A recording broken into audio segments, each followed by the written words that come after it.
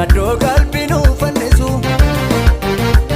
sabni simbatamee dhufe iyyuuf sardama hin tallisu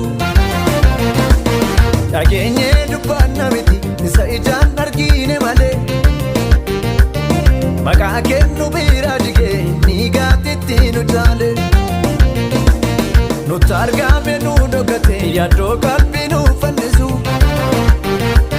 sabni simbatamee dhufe iyyuuf sardama hin tallisu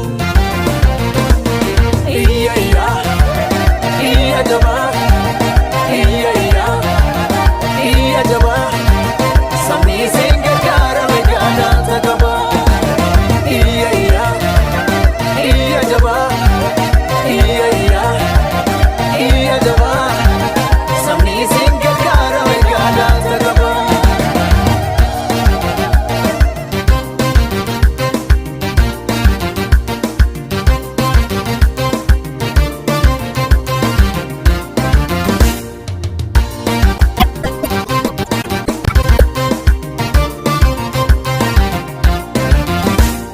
akkamiin jallimna kan kee waan hin daagatamne jira yoo dhaabnes garaa jabaatte nutti taane makka bira burqaanu iyyaanee baafannee futuu haala gaannu lolu kan kennu mubudduksine hundaa fiirre sitta tolu akkamiin jallimna kan kee waan hin daagatamne jira yoo dhaabnes garaa jabaatte nutti taane makka bira burqaanu iyyaanee baafannee futuu haala gaannu lolu kan kennu mubudduksine hundaa fiirre sitta tolu sitta tolu sitta tolu sitta tolu sitta tolu sitta tolu sitta tolu sitta tolu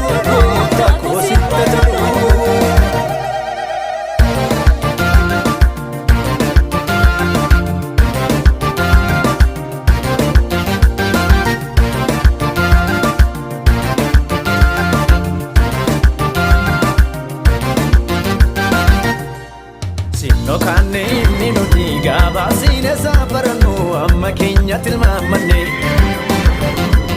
jirra duunee badduun baane daanuu lolamaatu keessa kaayyoo keenyan irraanfanne intaane kan naamno lolu jiraachuu keenya hinaafani bitaan mirgisoo baraaju fudhu gaadhatta kuufame nuyi maqaa kee oolol qabnaa miilli maasii keerra jaajuu Sinno kanne inni nuti gabaabsine saafarannu amma keenya tilmaamanne jirra duunee badduun baane daanuu lolamaatu keessa kaayyoo keenyan irraanfanne intaane kan naamno lolu jiraachuu keenya hinaafani bitaan mirgisoo baraaju fudhu gaadhatta kuufame nuyi maqaa kee oolol qabnaa miilli maasii keerra jaajuu iya